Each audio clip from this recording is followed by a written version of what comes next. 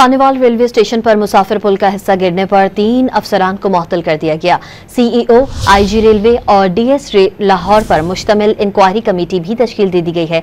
मजीद जानते हैं don news के नुमाइंदे अदनान शेख से। जी अदनान, बताइएगा।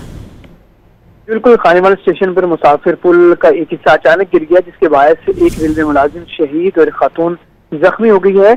वजीर रेलवे हनीफ अब्बासी ने 3 अफसरान को मुअत्तल कर दिया है। तर्जुमान रेलवे का कहना है कि खानेवाल स्टेशन पर इमदादी कार्रवाई का जो है उसको मुकम्मल कर लिया गया है और तामीर का काम आज से दोबारा शुरू होगा।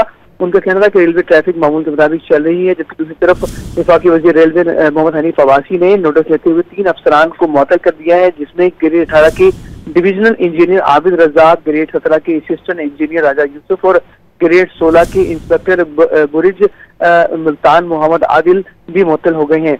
हनीफ अब्बासी ने मामले पर इजहार अफसोस किया और जिम्मेदारों के खिलाफ सख्त कार्रवाई की हिदायत कर दी है।